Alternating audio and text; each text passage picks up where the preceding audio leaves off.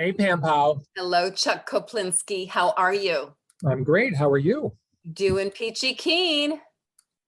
Remember a couple weeks ago, I said that, I had seen a couple movies that got me all excited because they were so good and they reminded me about why I like movies and watch them and like to discuss them. Remember I said that? I do. I distinctly remember that. Yeah. I had the exact opposite experience this week. Isn't it so true? I quite agree with you. Oh, my God, this week was Horrid. horrendous. Yeah. Horrendous in so many ways. So, and sometimes I think that's good because those movies are fun to talk about. So this should be, I think, a fun podcast. And I think there was one that I liked more than you. So that'll be interesting as well. All right. Well, since this is you think this is going to be fun, and it will be because I hated so many movies this week. You start us off. Where are we going to start this week? I'm going to let you take the lead. Let's ramp up the things. Okay. You can't start out white hot with your anger or disgust. So you have to ramp up to that. So let's ramp up to it. And there are so many. Why don't we start with Beast? Okay. We're starting there. Yeah, we're starting there. Beast is, well, because it's the big one this week. It is. And it stars your guy, Idris Elba. My guy, Idris Elba. I think he's everybody's guy. He's got that, he's just got that way about it. Oh, yeah. That appeals not just to, women or people who would be sexually attracted to him, but he's the kind of guy also, as if you're a guy watching it, you would hope he's like your best buddy. Really? You can relate to him. He's not so remote. That was the problem I always had with John Wayne. John Wayne was just such a tough guy and such a hard ass all the time. You couldn't imagine going out with a beer with him. You couldn't imagine. Okay. Cooper, James Stewart, Idris Elba. There's less gravity. You could relate to them, and I certainly related to him in this. He plays a doctor who has gone to Africa with his two teenage daughters. They've gone back to the village where his wife, their mother, was from, and she has recently died, succumbed to cancer. So they're going back to visit, pay homage, pay their respects. And dad and mom divorced before she died, before she was diagnosed. And the girls, one of them, Mar, more than the other, resent him for having left and not come back and taken care of mom. So there's a lot of family dynamics going on there, a lot of tension. They look up an old buddy, played by Sharlto Copley from New Zealand. He's a game warden, and they go out on safari. And they go out on safari and they run into some problems because from the first scene of the film, we see poachers have been out and have wiped out an entire pride of lions except for one, the alpha male. And he is on the rampage, going to wipe out any human that he finds. And we first know this from a village they stumble upon, in which all the villagers have been killed. Well, before you know it, soon they're separated. Soon dad and the two girls are stuck in the Jeep. And of course the Jeep, well, it's out of commission. And there's a big lion out there that wants to eat them. And that's basically your story. I'm sure this was like the quickest pitch in film history. Idris Elba fighting a lion. There you go. We got a movie. Done greenlit. Done greenlit. I know you're going to be upset with me. No, and I like that. I kind of liked it. Why? I kind of liked it. Why? It was fun. It was fun. Fun. It was totally fun. Oh my God. What was fun about it to you, Chuck? Because the lion almost got him how many times? I mean, it was fun. It was kind of scary. I kept looking at this and I was like, my God, the special effects are incredible. Absolutely incredible. Because I thought the lion was completely convincing as far as, that was concerned. And I know that you have problems with the end. And the end, there are some problems. There are problems from start to finish. No, there aren't. You admitted you were hangry when you watched this movie. Oh, yeah, I definitely was. Definitely. You admitted that. I did admit that. However, and I think that may have. Go ahead. Did that skew my review? Maybe. No, not Okay. entirely. It didn't help the review. I can tell you Okay. that. So from the beginning, what was wrong with it? Oh my goodness. I actually, I loved the beginning. I really enjoyed the very first part of it. I loved the banter. Hang on. I loved the banter between Mare and Nora, the two girls, the almost teenage girls. One's a teenage. Very realistic. Oh my God, the crap that they gave back and forth to each other. They're complaining about the heat and the humidity, and oh my God, my sweat's sweating, my spleen is sweating, and the sweat on top of that. That was some funny stuff. And then where did that go? Then their irritating behavior just became irritating because they bickered about nothing repetitively. Now, yes, I know what you're going to say. Kids do that. Yes, I know that. I have. That's a hangry response. No, it is not. I felt like the director, who is, let's see who the director of this was, Baltasar Kormacor, told the Very kids. good. Thank you. Told the kids, just fight in the back seat, just fight, and they ran out of things to fight about because they weren't truly siblings. Because let me tell you put my two kids in the back seat at that age and they would have gone at it. So it was just so repetitive and forced that I felt bad for the kids that played these characters, because I don't think they had enough to say. I don't think they were given. That seems a little nitpicky to me, but go ahead. No, because it was just repetitive. Okay, this is the dialogue that I heard.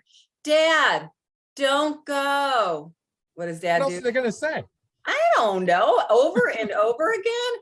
Dad, don't go. Dad. I mean, on and on. And every single time Dad goes. And then Dad is in the car and he says, don't go anywhere. Stay in the car. And always the teenage girl leaves. It's just like they just ran out of stuff to do and they just repeated in a little different situation. And I didn't buy the special effects at all. I can't believe you thought that lion looked real. The way completely looked real. Oh my God. Okay, so spoiler alert, earmuffs if you need to.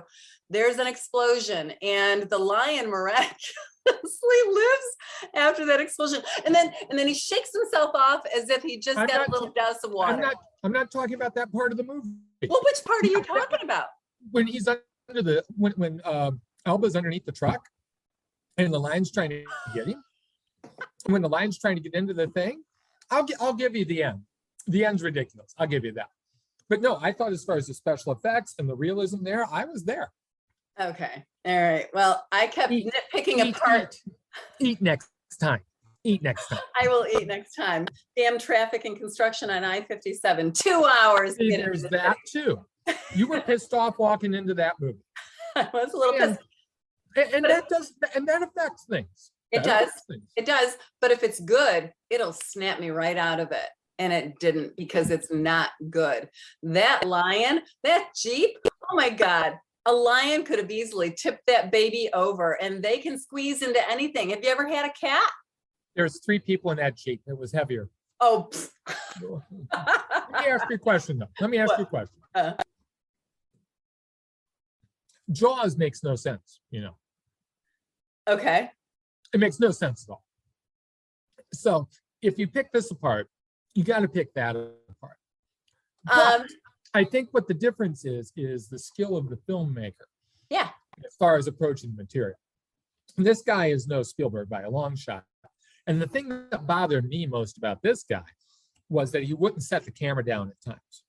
Right. I got dizzy a couple of times with his handheld walk and tracking shots. I'm like, dude, you're not adding the tension. You're getting me nauseous. Right. I can see that. And that upset me.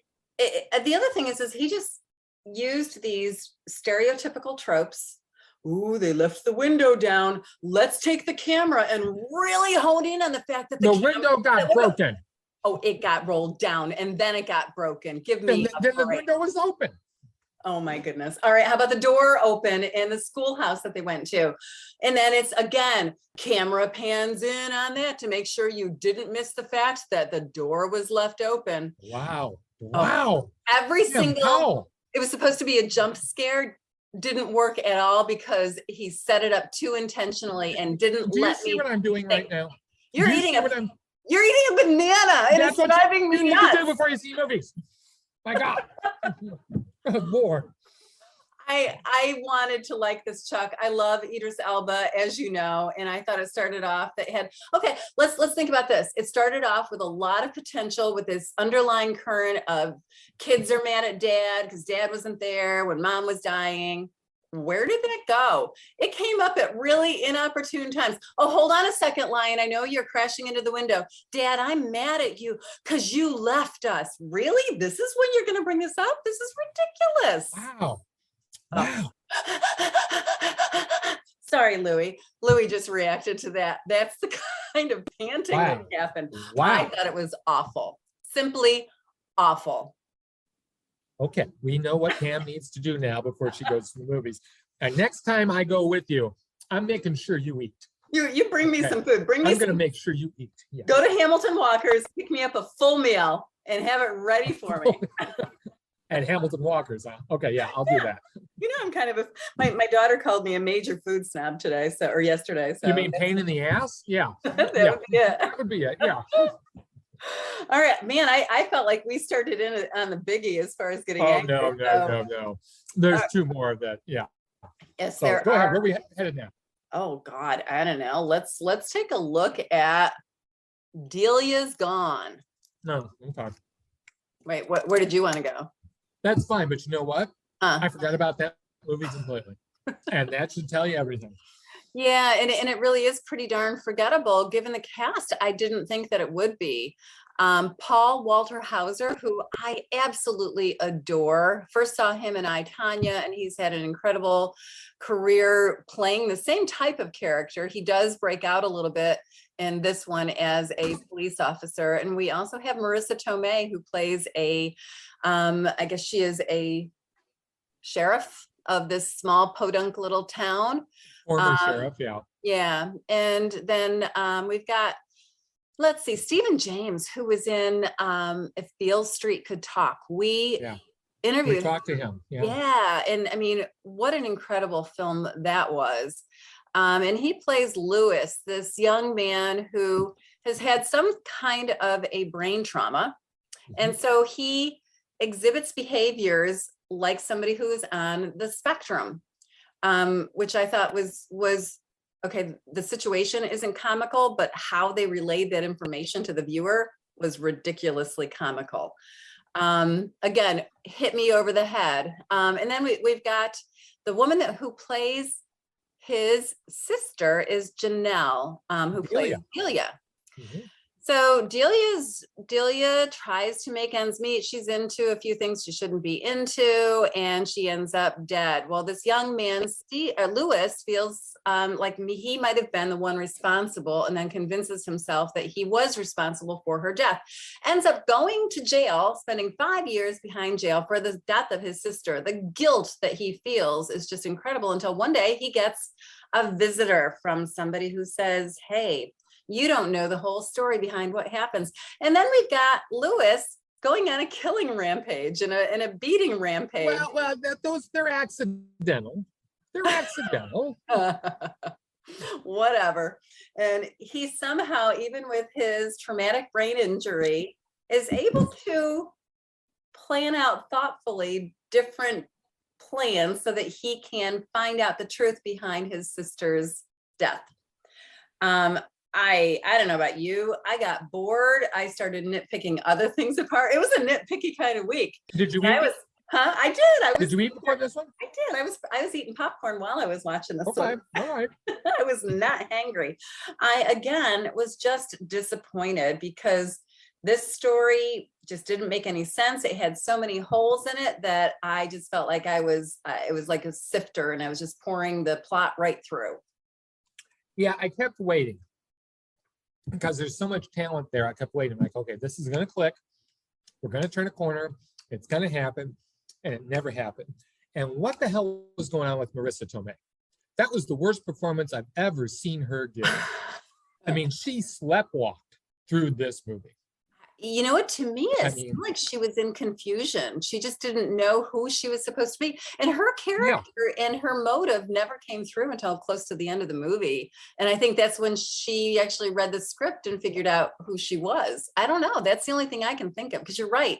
Tomei is incredible. We should have gotten much more on that. Yeah, it was a big misstep for her. And yeah, there's a reason that this one is getting only a very limited release. And I think it's on VOD as well today. So yeah, it is what it is. So let that one get by. And what it is forgettable. So skip it. Yep. Yep. What else you want to talk about there? I think you're going to go. Come on. Which one? Well, let me real quick. I'm going to talk about one I saw that you didn't. Okay. Called Glorious. Okay. Before you say any more, I wanted to see that one, but I didn't remember the name of it. So I really want to hear you review on this. You are shaking your head no at me. Okay. Yeah. Glorious starts on Shudder this weekend. And J.K. Simmons is in it, but he's not in it. Okay. All we hear is his voice throughout. Okay.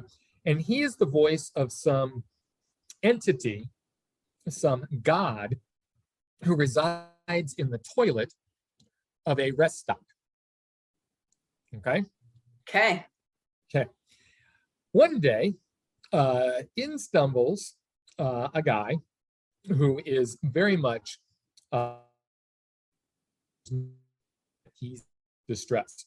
And this guy is named Wes, played by some guy named Ryan Quanten, who I'd never heard of. We get some implication that his girlfriend, his wife, someone has died, and perhaps he's responsible for it.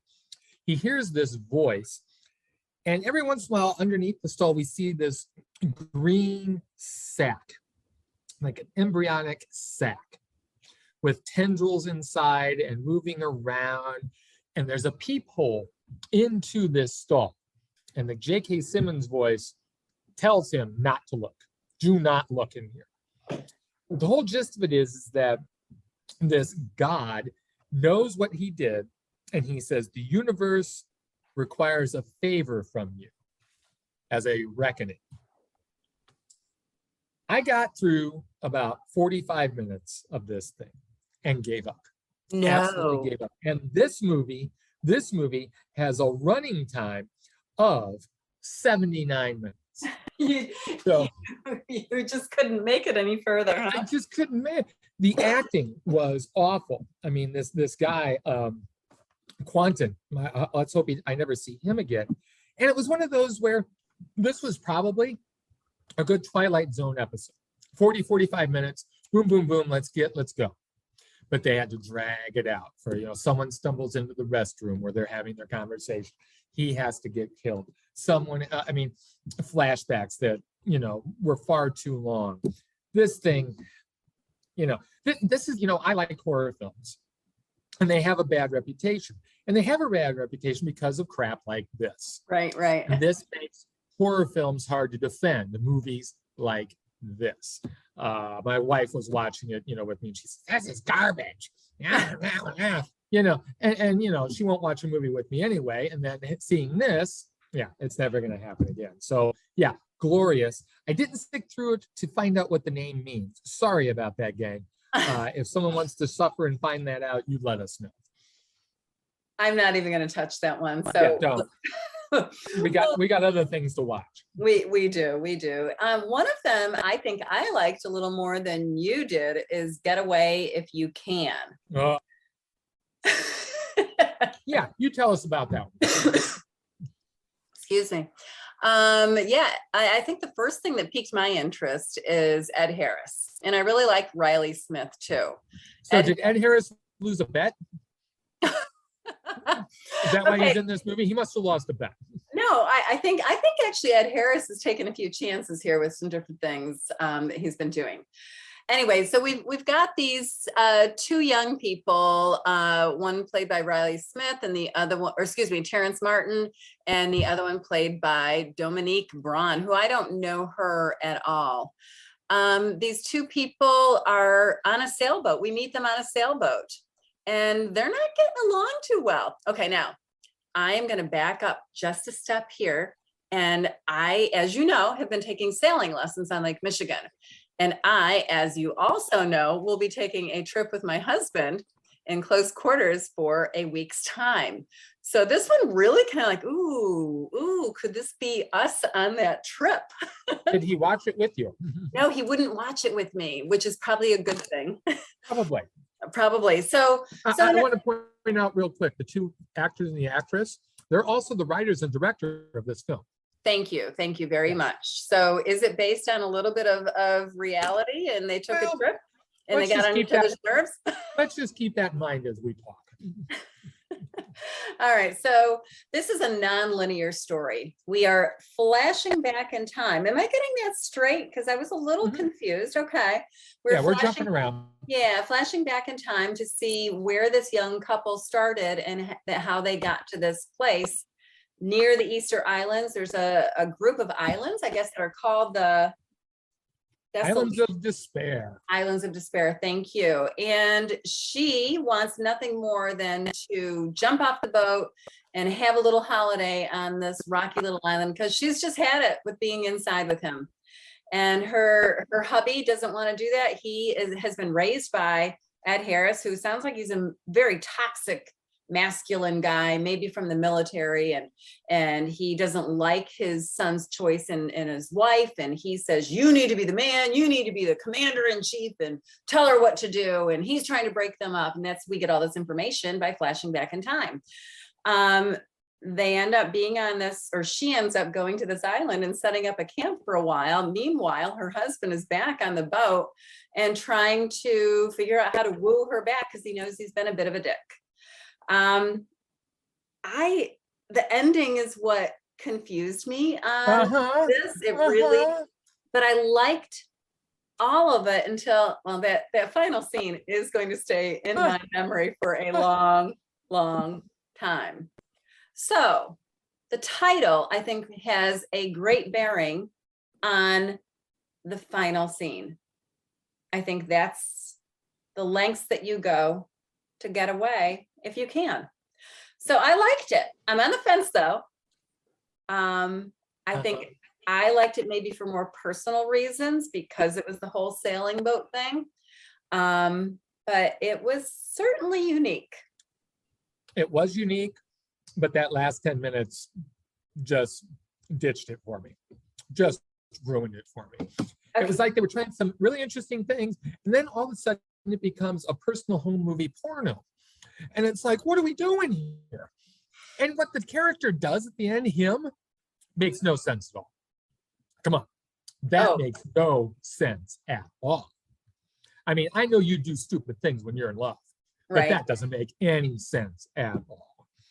It's like it suddenly became the Blue Lagoon. Suddenly we're stranded in paradise, and everything's going to be fine and peachy keen at this point. Right. You know, and yeah, I don't know how. Obviously, their personal relationship is, you know, and then the writing and directing of this, it obviously impacts the whole thing. It just seemed, and I guess the thing that upset me about it was that I was liking it. Yeah, I did like it, and then it just took this turn, and I'm like, what happened here? You know, did we suddenly take a bowl of stupid pills, and then suddenly, you know, this is what we get? So yeah, I will say one thing though. This one was less than 80 minutes, so that was good. I did enjoy that, but yeah, I needed something more at the end. Let me ask you this, and if you're going to watch this movie, I would suggest maybe fast forwarding by 30 to 60 seconds right now, because Chuck, I'm not quite sure how far in time did we go to the end of the movie? Was that a year? Good question. 2 years? I don't know. That's a good question. But why? If we do have a time jump, why? Suddenly everything's okay after being stranded for a year, and we just watch the seals and everything's fine. And you know, if I did get to watch seals every day, I probably would be a better person. No question about it. I kind of want to go to the Easter Islands now and maybe take a little visit over to the Despair ones. Yeah, look pretty cool. It's almost, you know, and I kept looking at the running time, and I'm like, did you run out of money? Was there something that was shot that wasn't put in? It just at the ending, it seemed just a little too disjointed, and that there was something missing. Because you make a good point. You raise a good question about the whole time thing. Right. And I don't think we should be having that question by that point. There should True. be some, True. You know. Yeah. And I mean, just based on their looks, it looks like many, many months, if not years, have passed by since the last time we saw them, since the last cut. And yet they have not lost their passion, have they? Well, hey, when you're on an island and you just got each other, what are you going to do? And okay, so to jump back then, that is one of the issues that the two of them had from the very beginning is that he had lost interest in her and she needed that sexual component to their relationship and he didn't anymore. And that was a big issue between the two of them. Yeah, he's a dope. Yeah. That's all I got to say. He's a dope. But, I thought it was also interesting, though. He's very much an American. She's very much European. Right. And, the clash they have over as far as relationships are concerned, as far as sex is concerned, as far as how you treat each other are concerned. I mean, that was at the core of this whole thing. Right.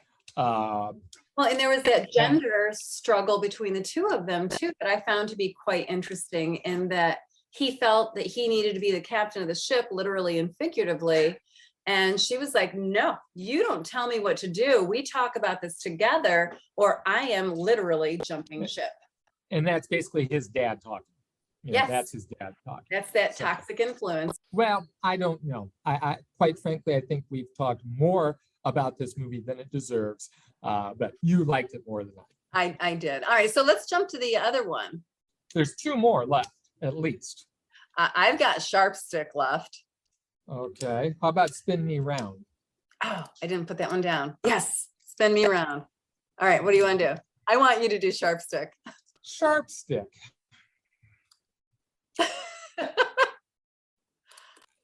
This movie pissed me off in some of the same ways that horror film from earlier this year, Fresh, pissed me off. Okay. As far as how manipulative Lena Dunham is in this movie. I mean, this is a con job, a big manipulation from the word go. Dunham's in it, unfortunately. And it deals with a woman who is 26 years old. Now, you wouldn't think she's 26 years old because of the way she dresses and the way she acts. And her name is Sarah Jo, played by Christine Froseth. Very good performance. I like this girl. She was very good in the film. She is. Sarah Jo is in one of these hippy-dippy families led by Jennifer Jason Leigh, his mom, Marilyn. She's one of those free spirits, man. And she took another child in at birth named Trina, played by Taylor Page. And then she had a relationship and got pregnant and then had Sarah Jo. And the two girls have been profoundly affected by their mother's outlook on life, as far as relationships concerned and the freedom that goes with them. But she does drive home that all men are jerks. And that's the main point I got from this film. Men, we fucking suck. If you didn't realize this, watch this movie. All men are horrible. That is definitely at the forefront of Sharp Stick. Well, again, we've got the 26-year-old Sarah Jo, who it seems as though intellectually her development stops someplace in high school. Look at the notebooks she writes in and the list she makes. And we're privy to a couple of letters that she writes. And just the way she has this stream of consciousness thing.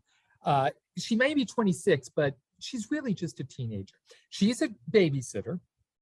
And John Berthal is the dad in this family, married to Lena Dunham, which I guess if you're the director and writer, you can pull that sort of casting off.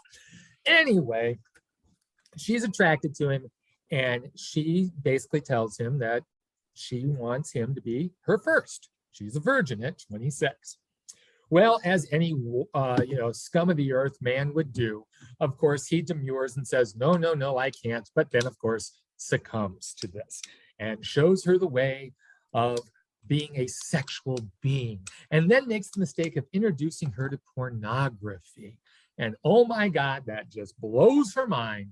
And she makes a list of all these sexual things that she wants to accomplish over the course of a year. Some of them incredibly extreme.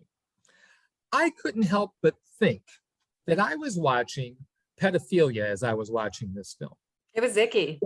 The way this girl is presented, her dress, her demeanor, her actions, it's like she's in high school. She's not of age. She may be 26, which is awful convenient in the script, Right. but that's not how she's presented.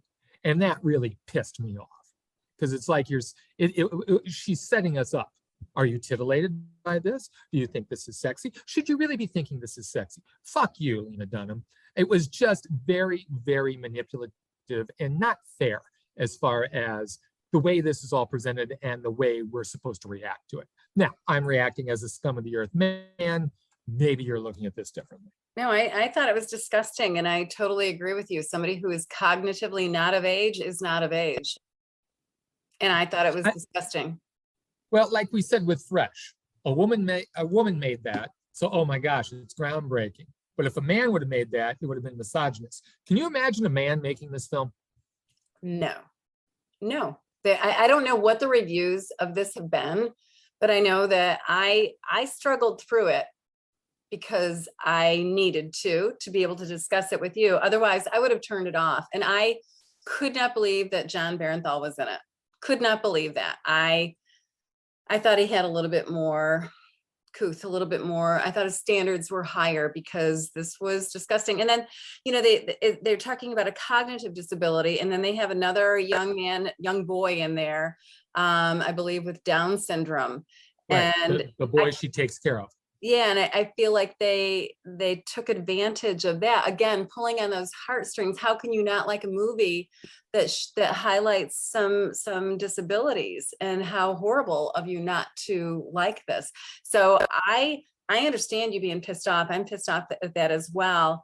And I think the takeaway message is always, 99.9% of men are scum. And out there for one reason. But there are exceptions to those rules. But it was disgusting to me to watch how this young girl, because that's all she was a young girl. She was not a young woman because she cognitively wasn't there. So disgusting. Thank you. I thought maybe it was just me. Nope. No, we actually agree on one. Woo-hoo. Well, good. Let's talk about Spin Me Round real quickly. I know we're running out of time here. What a cast, huh? We've got that lured me in. You know what? And I do judge a book by its cover. I saw the poster, and I will request a movie based on a poster. You've seen me do that, and then you question me like, "What the hell were you thinking?" It's a good poster. I didn't like the poster, and you said, "Take a look at the cast." And so I looked at the cast. I'm like, oh, looks like I might have missed something. We've got Aubrey Plaza, Alison Brie. Let's see, who else is in it? Alessandro Nivola, who I love. Lil Rel Howery, which I can never say his name right. Fred Armisen, Zach Woods. I mean, tons of comedic talent in here. Lauren Weedman, I really like her. So I thought, okay, this is going to be fun. This is about an Olive Garden. Sorry, it's called Tuscan Grove. And I gotta say, the beginning, it's got some pros and cons to this movie. The beginning is they're showing the processed food that they make, like fettuccine Alfredo. Oh my God. It's authentic. Oh my God. It was so disgusting. That big squeezy tube of fettuccine sauce or Alfredo sauce. It was disgusting. So this girl, Allison, works at this Olive Garden-ish kind of place, Tuscan Grove. And because she has done such a great job, she has won, if you will, air quotes on that, a trip to Italy to learn all about how Tuscan Grove started and to really up her game as a manager of Tuscan Grove. Well, she goes thinking that she is going to be in this amazing place because that's what the brochure showed, this palatial estate, and they end up being in something that is a rundown version of a Red Roof Inn built in 1970 and never updated. And that was fun. That was funny. Yeah. There were some very, very funny points to this. And it's a group of mostly women, a couple of guys that are, sitting now in a room and watching videotapes, like VHS videotapes in a classroom, and they're not allowed to leave. They're not allowed to go in and experience Italy on their own. They can go on field trips. Well, Alessandro Nivola plays the founder of Tuscan Grove, and he has his eye on Alison Brie as her character. Do you remember her name offhand? Amber. Amber, thank you. Well, takes her under his wing, literally and figuratively, brings her onto his yacht, woos her, and all of a sudden dumps her.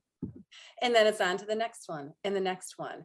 And we've got Aubrey Plaza, who plays his sister.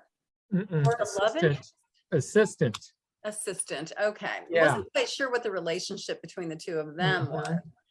And she seems to be the one who is like cultivating these relationships and putting the two of them together, or the two of whomever together. It is a bizarre scenario. And as things play out and you learn about what's really happening, that's when it lost me. Well, two things on this movie. I felt as though I was watching a movie being workshopped, because the jokes made me chuckle, but they didn't make me laugh out loud. Right. And it was like, you need to go back and work this joke a couple more times. Let's get it to where it needs to be. Refine it. But then the whole specter of Jeffrey Epstein just hangs over this film. This is exactly what Epstein would do. Right. He's recruiting these women. It's workplace abuse, sexual abuse, and that isn't funny. No, I'm sorry. It's not funny, even though there are funny moments in the movie. I just couldn't shake this whole notion of, are you guys just so tone deaf? Have you not read The Room lately? Yeah, this really, and I sound like an old prude, but it just didn't strike me as something that they should be joking about. Yeah. And if they had just left that out, and the whole thing was just, oh, the restaurant's a sham and nothing is as it seems, that was funny stuff. But the whole sexual predator thing, it just didn't sit well. No, it didn't end well with me either. I'm looking at, it looks like Alison Brie was a co-writer on this. Yeah. And Jeff Baena also co-wrote it, and I believe directed it. And he did the little hours that Aubrey Plaza was in. So this is a tight-knit group of people. I guess they're married. So this is, a small group of people who probably sat around over drinks one night and came up with this cockamamie kind of thing. But yeah, tone deaf is a very good way to put it. This is tone deaf. Yeah, they need to do a little bit more drinking and a little bit more working on this one. Yeah, so they definitely did. Well, let's hope next week is better. Yes, we've got a winner next week, I bet. What do you think? I'm hoping so. We've got some potential stuff going, so we'll have to check back in to see. But yeah, fingers crossed, because I can't take another week like this. Nope, me neither. Thanks for listening, everybody. Chuck, glad we could agree and disagree. It's always a lot of fun. You bet. Talk to you soon. Bye. Bye.